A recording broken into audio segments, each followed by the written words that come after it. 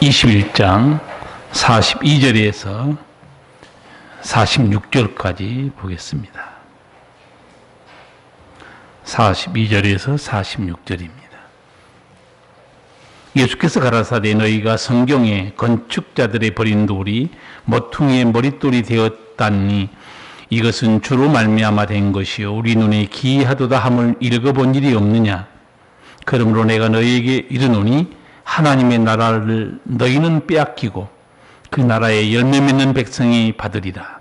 이 돌 위에 떨어지는 자는 깨어지겠고 이 돌이 사람 위에 떨어지면 저를 가루로 만들어 흩으리라 하시니 대제사장들과 바리새인들이 예수의 비유를 듣고 자기들을 가리켜 말씀하신 줄 알고 잡고자 하나 무리를 무서워하니 이는 저희가 예수를 선지자로 알미었더라. 아멘.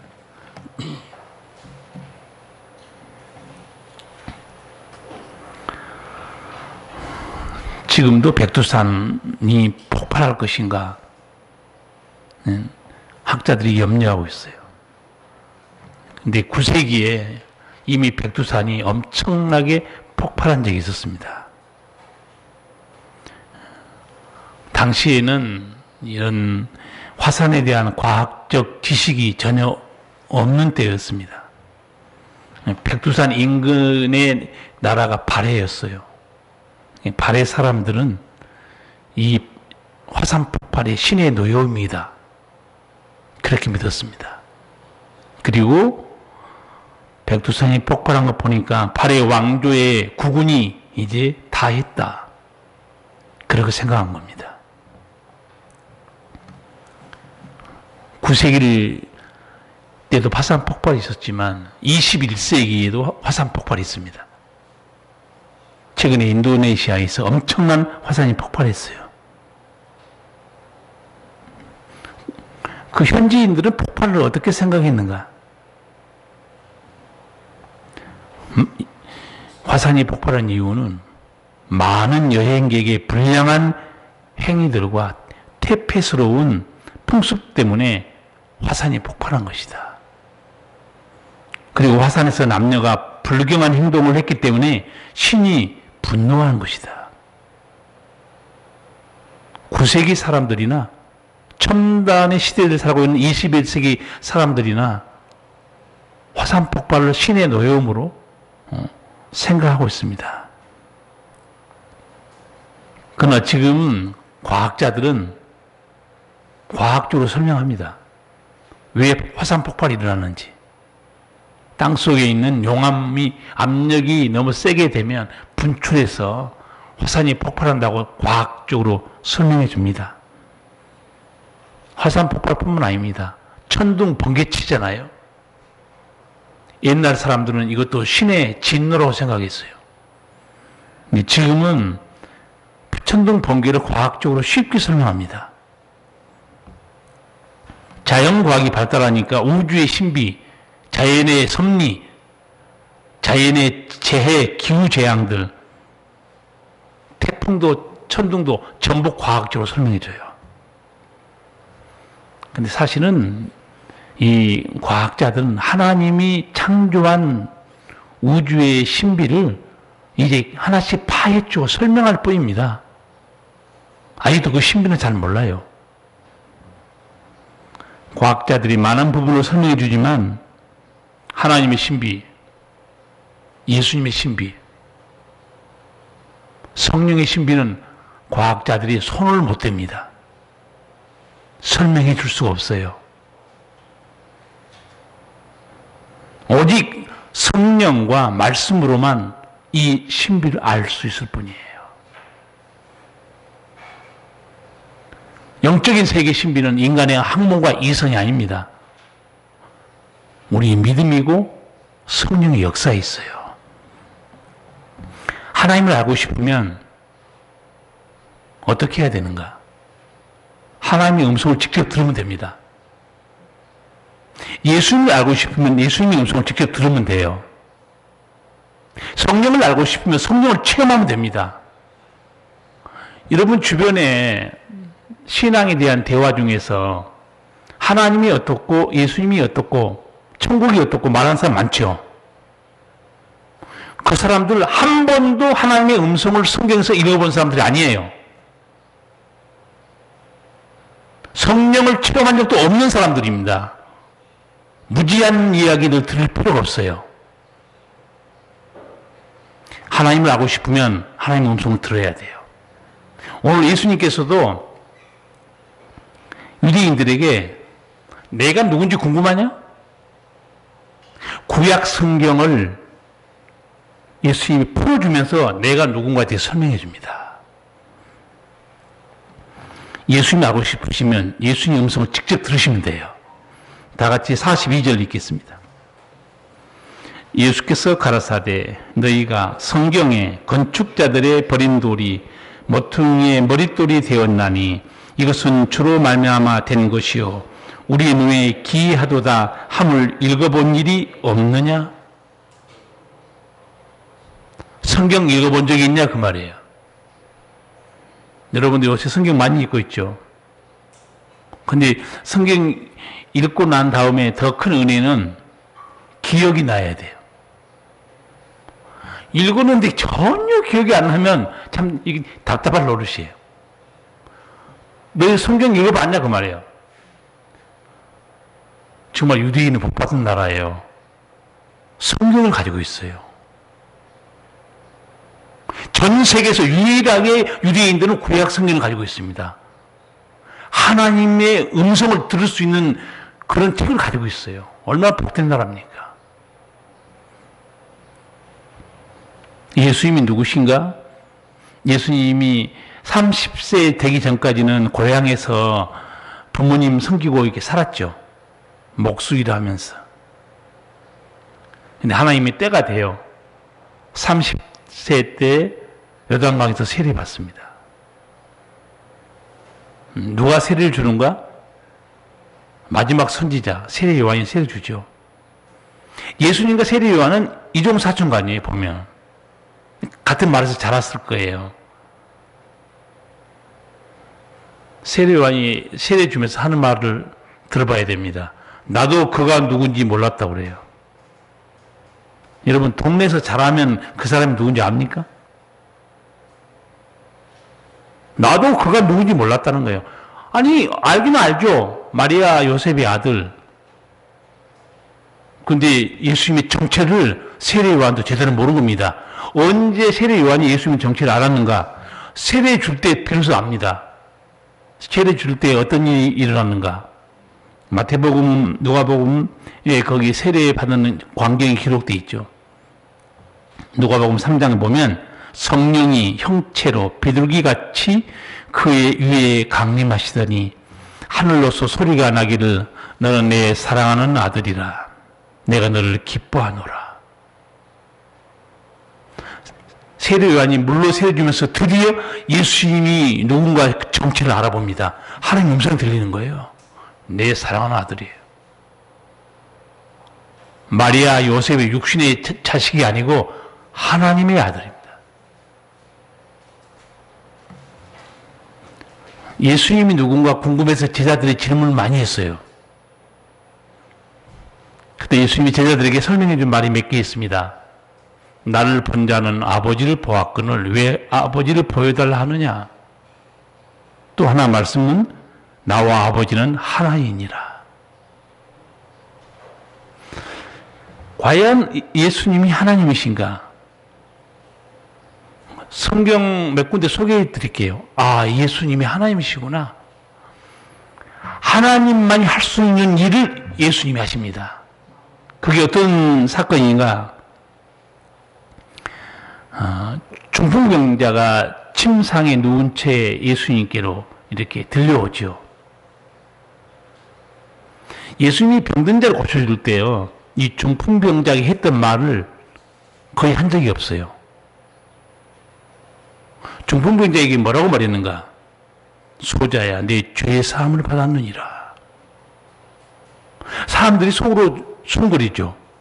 하나님 한 분 외에 누가 죄를 용서한단 말인가? 그렇죠. 맞습니다. 하나님 외에는 아무도 죄 사함의 권세가 없어요. 예수님 벌써 아시고 뭐라고 말씀했는가? 인자가 죄의 사함의 권세가 있는 줄 너희로 알게 하려고 그랬다.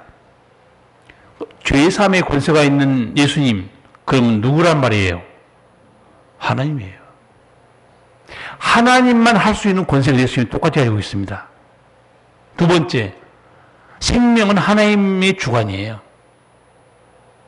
근데 예수님께서 죽은 지 나흘 된 나사로의 무덤에 가서 소리칩니다. 나사로여 나오너라. 하나님만이 할 수 있는 일을 예수님이 하고 계세요. 하나 더 설명드리면, 인간에게 영생을 주신 분은 하나님 소관입니다. 예수님 직접 말해요. 요한복음 10장 보면 내가 너희에게 영생을 주노니 영원히 멸망치 아니할 터이요 저희를 또 내 손에서 빼앗을 자가 없느니라. 누가 인간에게 영생을 줍니까? 그러니까 인간이 만든 종교가 얼마나 허망한지 여러분 알아야 됩니다. 이 땅의 모든 종교 누가 만들었어요? 다 사람들이 만든 겁니다. 사람이 누구요? 사람 뜻 제가 설명해 줬죠. 창세기 나타난 사람 뜻이 뭐라고 했어요? 죽을 수밖에 없는 존재. 그게 사람 뜻이에요. 죽을 수밖에 없는 존재란 사람이 영생을 준다? 종교를 만들어서? 말도 안 되는 일이죠.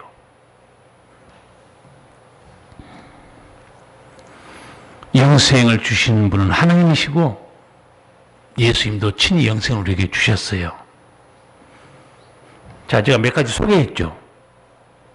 이런 일들을 한 걸 보면 대제사장, 오늘 보면 여기 장로 서기관들 이 일을 보고 있습니다. 하나님만이 할 수 있는 일을 하고 있어요. 그런데 예수님 배치가 있습니다. 믿지 않았어요. 그래서 예수님께서 오늘 이 유대인들에게 설교하신 겁니다. 뭐라고 설교하느냐? 너희가 성경에 건축자들의 버린 돌이 모퉁이의 머릿돌이 되었나니. 이 설교 요지가 뭘까요? 이거 쉬운 내용은 아니에요. 오늘 읽은 내용이.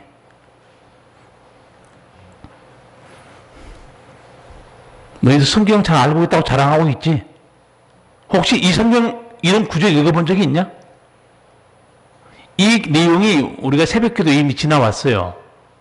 시편 118편 22절 23절에 있는 말씀이에요. 예수님이 그대로 인용합니다.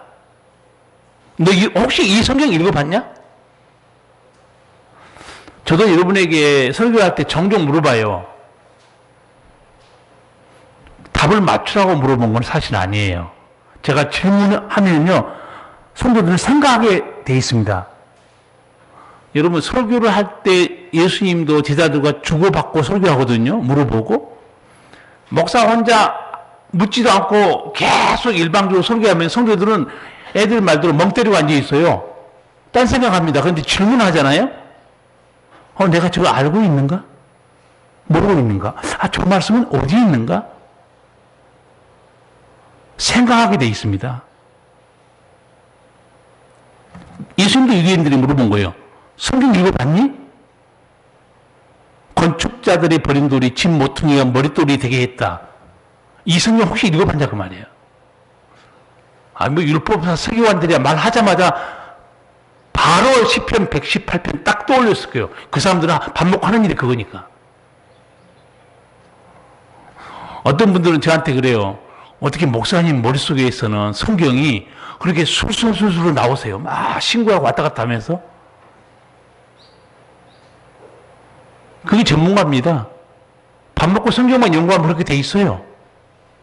아니, 신학대학원에서 성경 공부하고 졸업하고 목회하면서 늘 성경만 연구하고 쳐다보고 그 생각하고 있기 때문에 성경이 머릿속에 들어와 있습니다.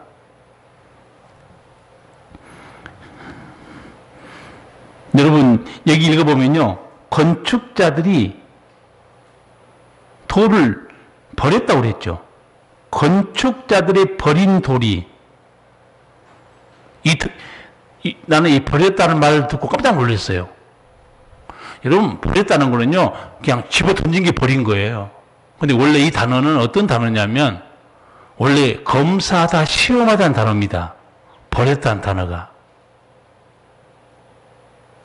그러면 버렸다는 뜻이 이제 어떻게 설명할 수 있냐면 자세히 시험해보고 검사한 다음에 버렸다는 뜻이에요. 성도 여러분, 건축할 때 가장 중요한 돌이 이 지금 머릿돌이거든요. 근데 가장 중요한 돌인데 이걸 못 알아보고 버렸어요. 그럼 그 건축자는 어떤 건축자일까요? 바보 아니에요? 형편없어 무지한 건축자지요. 여러분도 요새 집 지으면은 목수가 아니라도요, 자기가 자재를 직접 사온 사람도 있어요. 건축자가, 전문가들은 딱 보면, 이건 굉장히 중요한 자재다. 근데 건축자가 시험해보고 검사해보더니, 이 돌 필요 없다고 버렸어요. 이 건축자들이 누구냐? 지금 예수님 누굴 지목하고 있을까요? 대제사장, 장로, 서기관들 말하고 있는 거예요. 내가 구원의 반석인 걸 모르고 나를 통해 영생 얻는데 무슨 예수를 통해서 구원받아? 쓸데없어. 버렸습니까? 어느 정도예요? 십자가 못 박았습니다. 나는 이 짧은 구절, 이 예수의 말씀이 기가 막힌다는 생각을 했어요. 건축자들이 딱 보고 쓸데없는 거야. 버려. 세상 사람도 똑같습니다. 예수를 잘 알지도 못하고요. 전도하고 믿으라고 그러면 그냥 다 버립니다. 무슨 예수가 무슨 영생을 줘? 왜 제사장들과 장로들과 서기관들이 예수님을 버린 정도가 아니고 십자가에 죽였을까요? 제가 보기엔 딱 두 가지 이유예요. 하나는 성경에 대해서 무지한 겁니다. 밥 먹고 하는 일이 대제사장, 서기관 이 사람들 하는 일이 뭐겠어요? 성경 연구하는 거죠. 그럼 왜 성경에 대해서 무지한가? 제가 몇 가지 짚어드릴게요. 이사야 선지자가 가장 많이 예수님을 예언했죠. 이사야 35장 보면 이런 예언이 나옵니다. 그때 소경의 눈이 밝을 것이며 귀머거리 귀가 열릴 것이며 그때 저는 자는 사슴같이 뛸 것이며. 그때가 언제입니까? 메시아가 올 때 이 말입니다. 메시아가 오게 되면 소경의 눈이 밝아진다는 거예요. 귀머거리 귀가 열린다는 겁니다. 자, 그런데 예수님 오셔가지고 소경의 눈을 뜨게 했습니까? 안 했습니까? 자기들 보고 있어요. 귀머거리 귀가 열린 거 자기들 보고 있습니다. 그러면 이게 이사야에 예언된 그 메시아구나. 보고 있잖아요. 당연히 믿었어야죠. 어떤 사람이 이런 일을 할 수 있습니까? 신약 성경을 봐도 예수님이 특히 눈먼 자들을 고쳐주는 기사가 굉장히 많이 나온 것 같아요. 특히 이 시각장애자들. 두 번째, 성경이 얼마나 무지한가. 이사야 61장에 대한 예언. 제가 자주 말씀드리는데, 나를 보내사 마음이 상한 자를 고치며 포로된 자에게 자유를, 갇힌 자에게 논의를 전파하며. 예수님이 포로된 자, 인간은 누구에게 포로가 되어 있는가? 죄의 포로가 되어 있고 죽음에 붙들려 있습니다. 풀어줍니다, 예수님이. 눌린 자를 자유케 하신다. 눌린 자는 누굴 말하는가? 마귀와 귀신 들려서 고통당하는 자를 눌린 자로 표현해요. 우리는 성경을 보고서 알고 있고, 유대인들은 지금요, 예수님이 하신 일들을 직접 듣기도 하고 보고 있어요. 죽은 자 살리시잖아요. 귀신 들린 사람은 깨끗게 해주죠. 믿었어야죠. 근데 이제 세 번째로 보면요, 제가 유대인들이 왜 안 믿었느냐?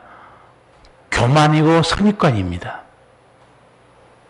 예수님이 안식일에 병을 고치고 살리기 때문에 어줍지 않은 지식으로 선입관을 가지고 있어요.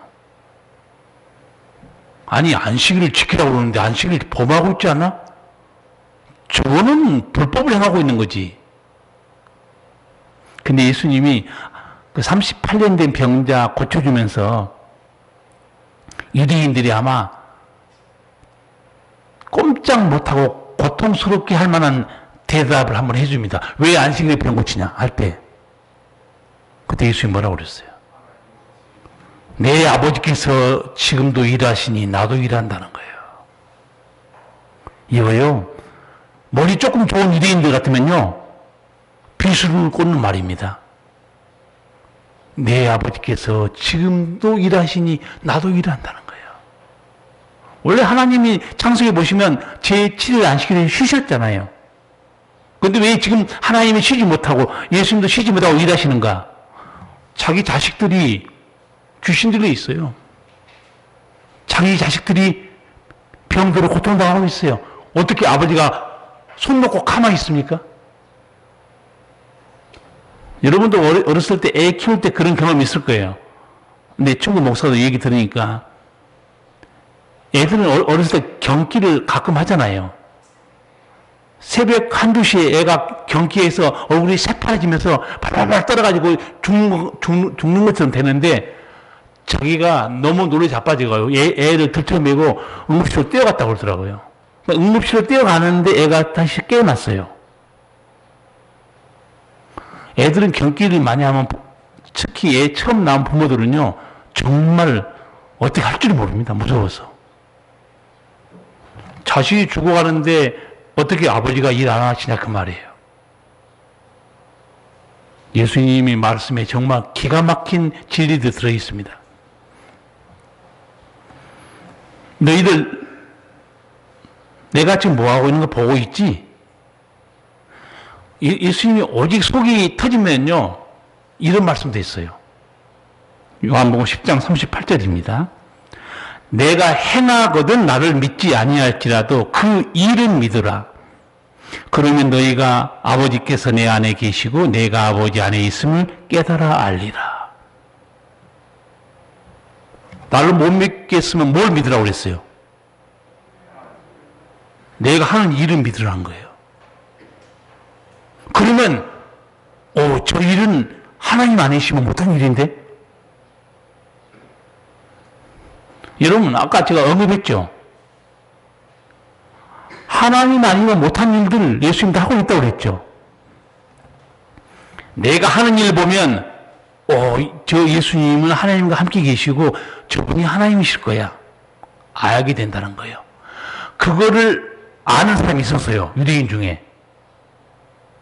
하나님이 함께하지 않으면 일을 할 수가 없습니다. 예수님 누구세요? 예수님 찾아온 사람은 누구였죠? 눈치 빠른 사람 알 거예요. 누가 찾아와서 이렇게 질문했어요? 밤에 찾아온 사람은 누굽니까? 니고데모죠. 그런 질문은 여러분 기억할 필요가 있어요. 요한복음 3장 2절 이하에 보면 랍비여 우리가 당신은 하나님께로서 오신 선생인 줄 아나이다. 하나님이 함께 하시지 아니하시면 당신의 행하시는 이 표적을 아무라도 할 수 없음이니이다. 니고데모는 딱 보고 있습니다. 저 일은 예수님이 하나님이 아니면 절대 못한다는 거예요. 밤에 찾아온 거예요.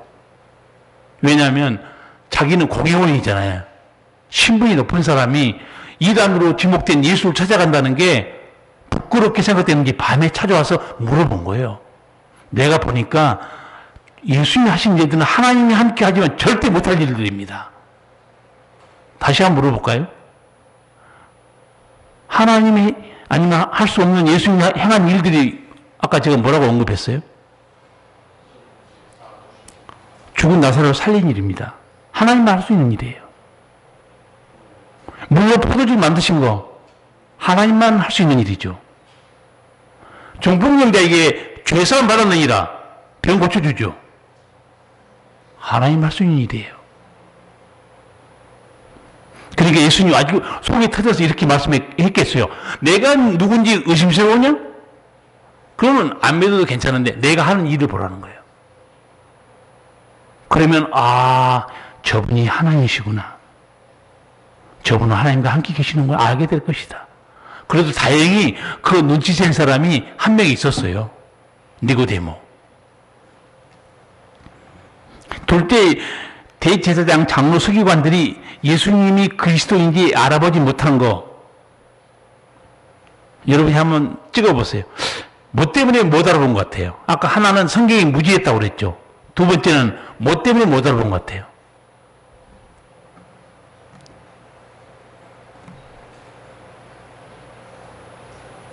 예수님을 주라고 고백하게 만든 분이 누구라고 그랬죠? 성령이라고 그랬어요. 성령이 아니고서는 누구든지 예수를 주라고 고백하지 못한다는 거예요. 그렇게 보면 이제 어떤 결론이 나오는가? 대제사장 서기관 바리새인들은 성령 못 받은 사람들입니다. 성령 받으면 예수님이 누군지 금방 알아요.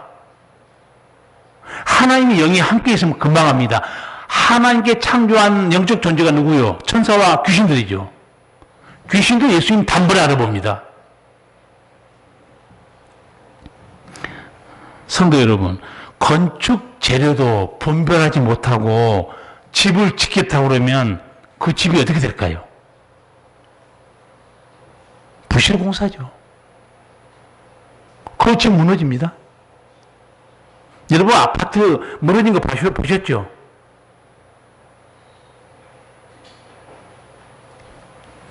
예수님이 구원의 반석인지 알아보지도 못하고 대제사장, 장로, 서기관들이 지금 누구의 집을 지어주고 있어요? 믿음의 집을. 누구의 믿음의 집을 지어주고 있습니까? 유대인들. 근데 집을 지어주는데 건축한 사람들이 재료도 못 알아봐. 그러니까 무슨 집을 지어준지 아세요? 무엇으로만? 율법으로만 집을 지어줍니다. 율법으로 구원 얻을 육체가 있을까요? 없을까요? 없습니다. 갈라디아서 보세요. 2장에 율법으로는 의롭다함을 받을 육체가 없느니라. 그러니까 그 망하는 같이 망한 거예요. 하나님은 우리를 불쌍히 여기서 율법으로 구원 못 받으니까 뭘로 구원받게 해주신 거예요? 믿음으로. 예수를 믿음으로. 그게 바로 은혜입니다. 믿음으로. 그런데 건축자들이 그 도를 못 알아본 것처럼 제사장이, 장로들이, 서기관들이 예수님 못 알아보고 버린 거예요. 버린 정도 아니 십자가에 못 박아버린 겁니다. 그런데 놀라운 반전이 일어납니다. 이 반전도 10편 118편에 있는 내용 그대로 예수님이 인용했어요. 무슨 반전이에요? 42절 뒤에 보면 나오죠. 성경에 건축자들의 버린 돌이 모퉁이의 머릿돌이 되었나니 이것은 주로 말미암아 된 것이요 우리 눈에 기이하도다. 대반전이 일어나죠. 건축자들이 버렸는데 하나님이 어떻게 만들어 버렸어요? 모퉁이의 머릿돌을 만들어 줍니다. 하나님이. 그게 나오죠. 이것은 주로 말미암아 된 것이요. 하나님이 그렇게 해준 겁니다.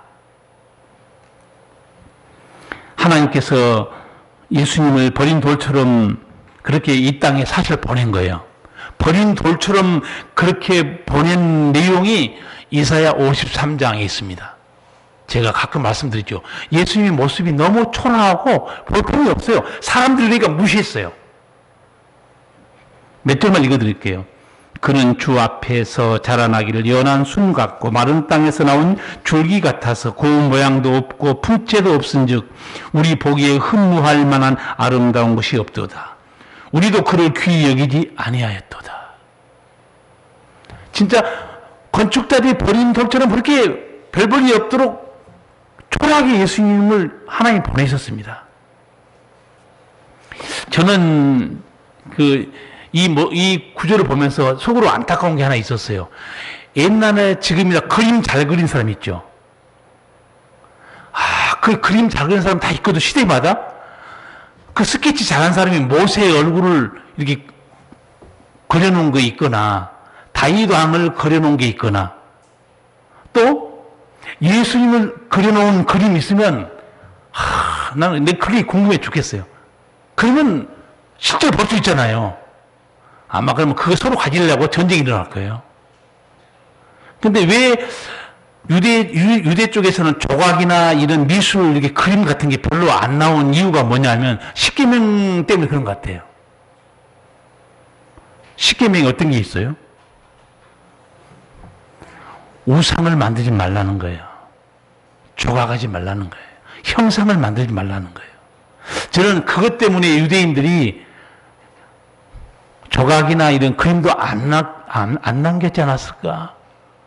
만약에 정말 그 당시에 예수님 당시에도 그림 잘 그리는 사람이 얼마나 많았겠어요. 예수님은 아주 실물처럼 그리는 사람도 지금도 화가들을 보세요. 그림 얼마나 잘 그리는지.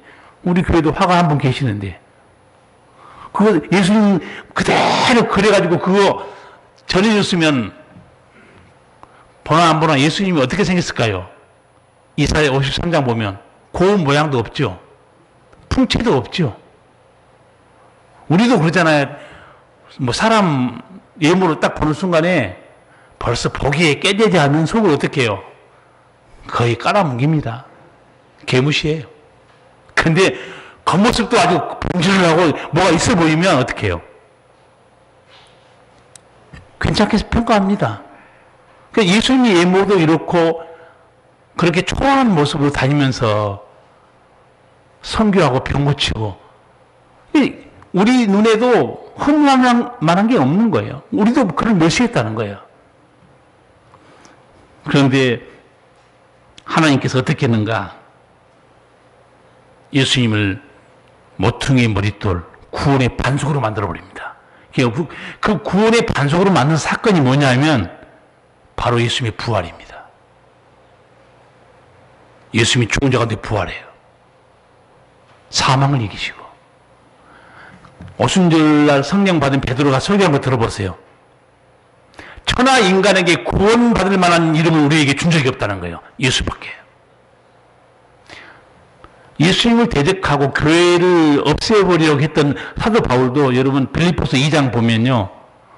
예수님에 대해서 편지한 내용이 이런 게 나와요. 예수님 하나님과 동등한 분이었다는 거예요.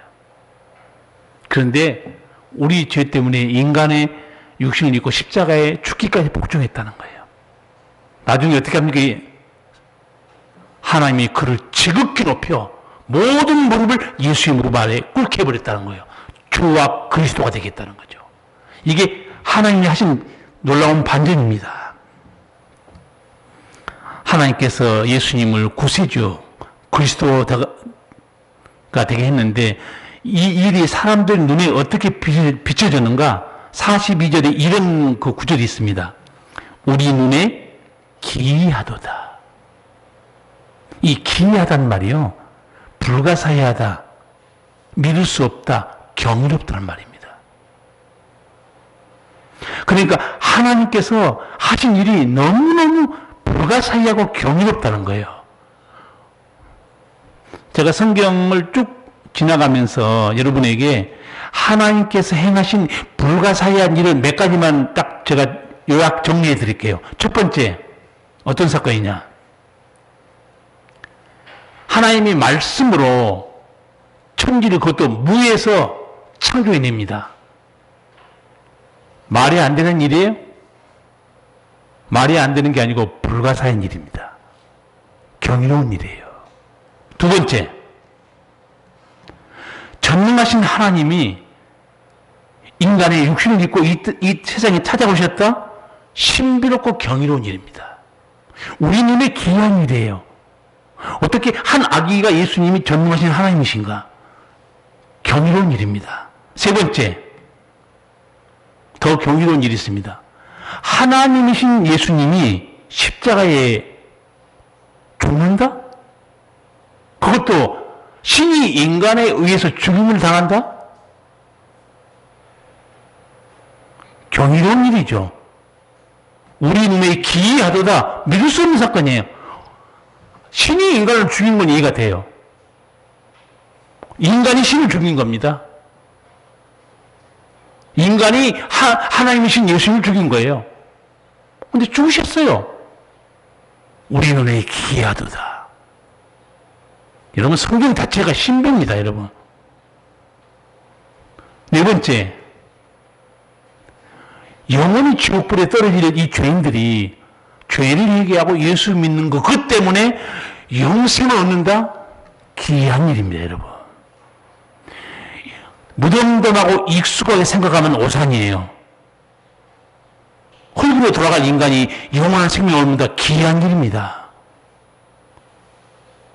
아니, 우리는 암 말기에 산에 들어가서 인생 포기하고 산에서 죽는다고 하다가 거기서 뭐 이것저것 먹고 살아난 것만 해도 우리는 기이하다고 생각합니다. 근데 하물며 이 흙으로 들어갈 죄인이 영원토록 천국에서 영생한다? 기이한 일이에요. 다섯 번째, 십자가에 죽으신 예수님을 하나님이 부활시켜버립니다. 그리고 그 예수님 우리에게 영생을 주시는 주와 그리스도를 높여주셨어요. 오늘 성경 그대로 우리 눈에 기이하도다. 신기하다는 거예요. 하나님이 얼마나 기이한 일을 행하신가, 아니, 시편의 다윗의 고백을 보면 알 수 있어요. 다윗이 하나님의 그 지혜와 지식에 감탄하면서 이런 말을 해요. 시편에 보면. 내 형길이 이루기 전에 주의 눈이 보셨나이다. 여러분, 우리 인간의 형길은 어디서 이루어지죠?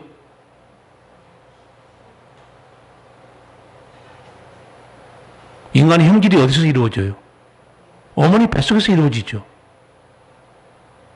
남자와 정자가 만나야 형질이 이루어지잖아요. 형질이 이루기 전에 주의 눈이 나를 보고 있었다는 거예요. 기이한 일입니다. 더 놀라운 것도 다윗이 이렇게 고백하죠.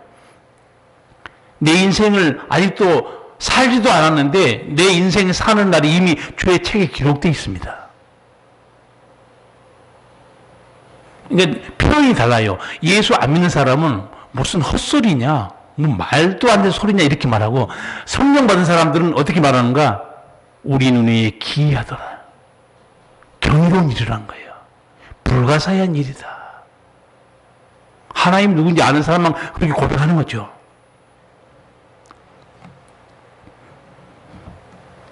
예수님께서 하나님이 그렇게 기이한 일을 행하신 분이다.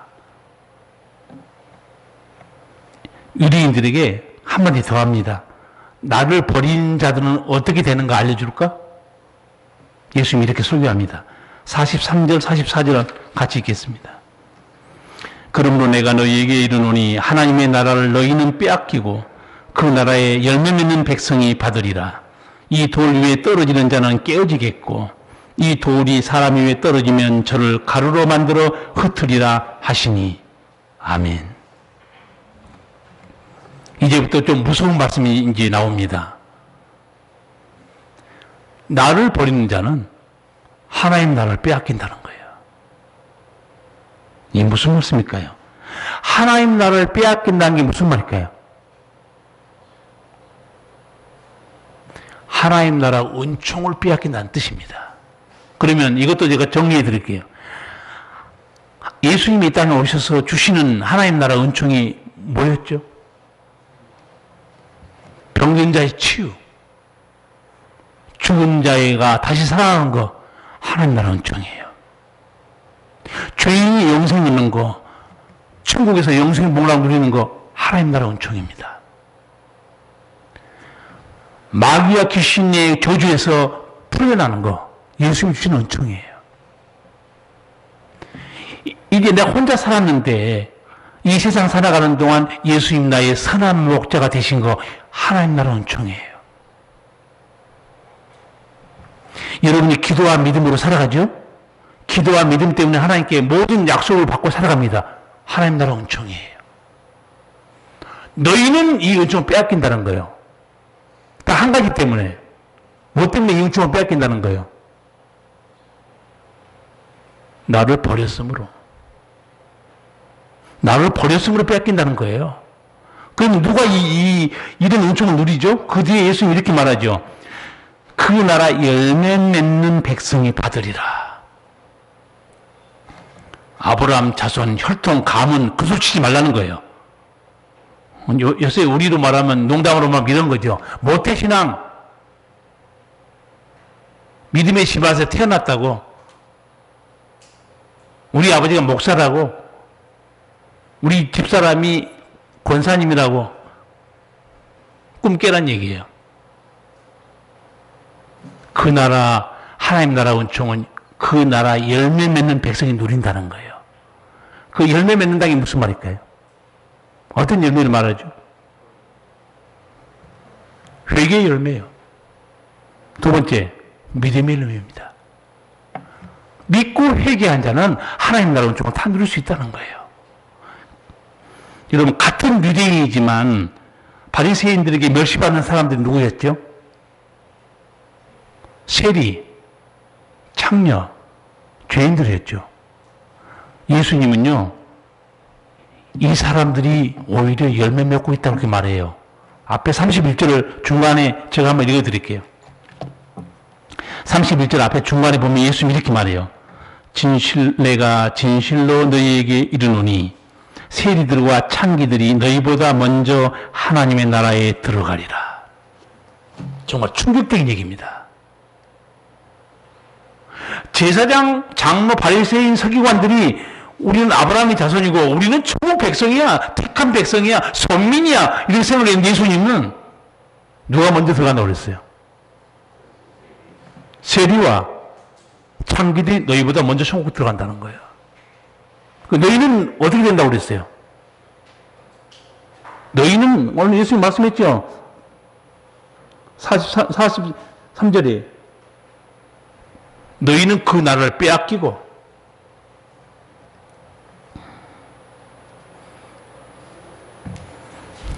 그리고 예수님께서 그 다음에 심판에 대한 얘기도 이제 이어서 합니다. 그게 좀 어려운 말인데 그게 44절이에요. 이 돌 위에 떨어지는 자는 깨어지겠고 이 돌이 사람 위에 떨어지면 저를 가루로 만들어 흩으리라 하시니 이제 여러분 이제 눈치를 챘죠? 이 돌은 누구를 가리키죠? 구원의 반석이신 예수님이에요. 이 돌 위에 떨어진 자는 깨진다는 거예요. 예수님과 부딪힌 자들은 누굴까요? 대제사장, 서기관, 바리새인들이에요. 예수님과 정면 충돌하고 있습니다. 부딪히고 그러면 깨진다고 그랬어요.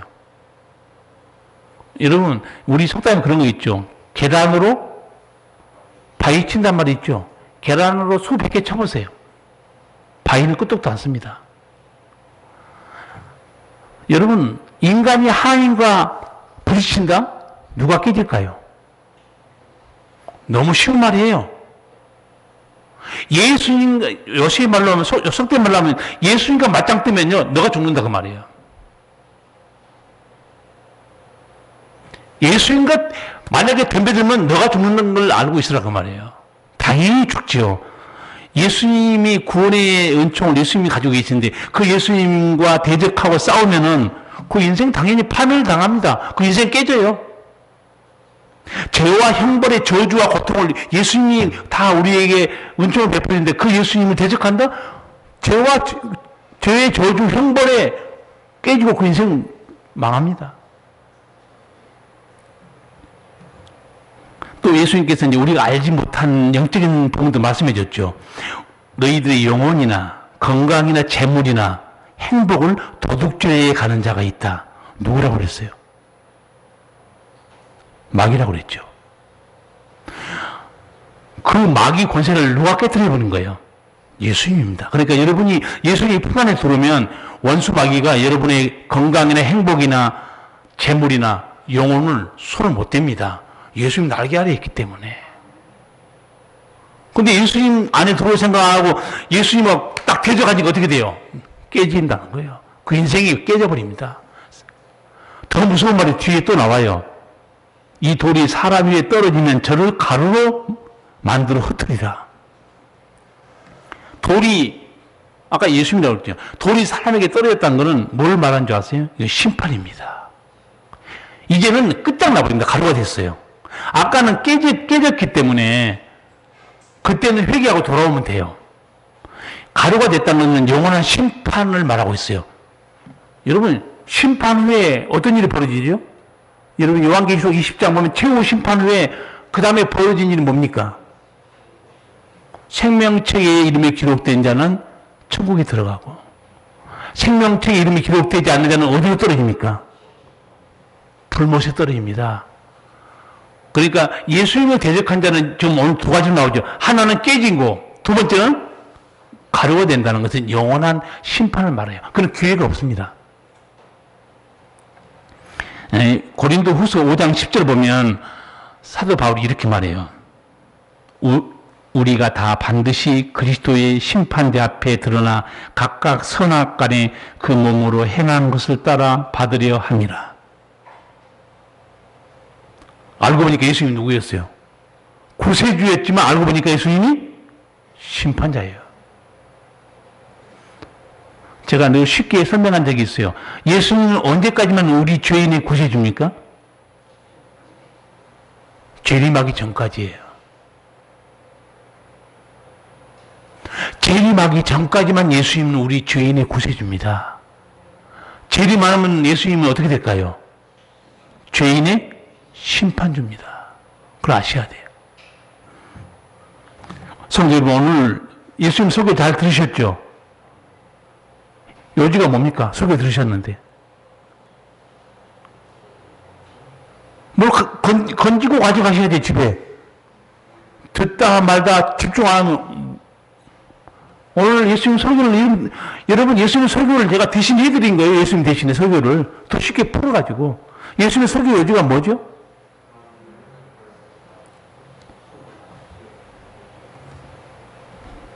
내가 구원의 반석인데, 멍청하고 무지한 건축자처럼 못 알아보고 돌 버리면 너 인생 죽는다 그 말이에요.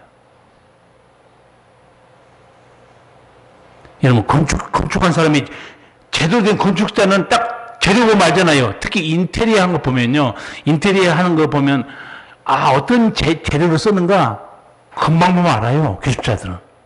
근데 예수님은 못 알아보고 쓸데없는 돌이야. 뭔 예수를 통해서 구원받아? 오늘 그렇게 이 건축자들처럼 어리석은 건축자처럼 예배당에 나왔다가 예수님을 제대로 알아보지도 못하고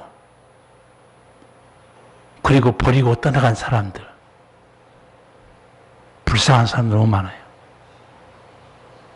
구원받는 게 여러분 쉬운 게 아닌 것 같아요. 한 사람이 알곡되는 거요. 정말 어려운 일이에요. 나는 우리 성도들 숫자는 적지만 한 명도 난 쭉정이 안 되기를 바라고 있어요.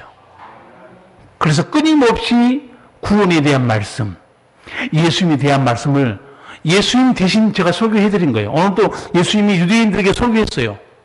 그 설교를 내가 그대로 여러분들에게 옮겨드린 겁니다. 건축자들이 돌을 버렸더니 나중에 유대인들의 눈치가 굉장히 밝습니다. 금방 알아들어요. 뭐라고 줄어버린 줄 아세요? 이 설교 듣고 나서 45절에 대제사장들과 바리새인들이 예수의 비유를 듣고 자기들을 가리켜 말씀하신 줄 알고 잡고자 하나 무리를 무서워하니. 설교 딱 들으니까 금방 눈치챕니다. 우리 입으로 하는 얘기 아니야? 여러분도 마찬가지로 여러분 설교 들을 때요, 하나님이 나 들으라고 하신 말씀이구나. 그러면 여러분 거기에 은혜가 임하고 살 길이 있어요.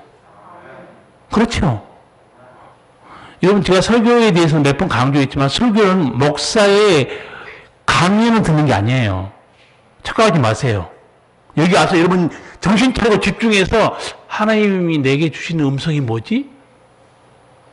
그걸 듣고 돌아가셔야 돼. 그러니까 여러분 정신 집중하라는 얘기가 무슨 얘기냐면 내게 주신 하나님의 음성이 뭔가 그거 듣고 돌아가야죠. 오늘 이 예수님 설교를 제가 대신 해드린 겁니다. 여러분에게 쉽게 풀어가지고. 그래서 무지하고 어리석은 건축자들이 진짜 그 돌이 구원의 반석인지 모르고 버린 것처럼 그렇게 하면 인생 망한다. 예수님이 말해 준 거고. 그래서 예수님께서는 그 나라, 하나님 나라 은총은 누가 열매 맺느냐? 회개하고 믿는 자. 너희보다 세리와 창기가 천국에 먼저 간다는 거예요. 왜 먼저라고 말을 썼을까요? 예수님이.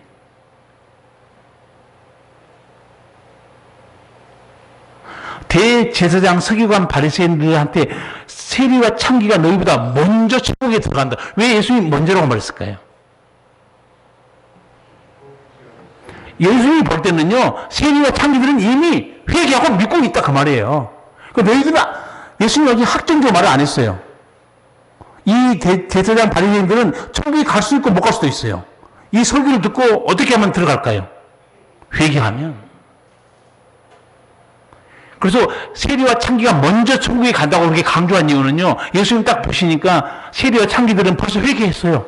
벌써 믿고 있습니다. 이미 천국에 확실하게 들어갈 수 있는 사람들이에요.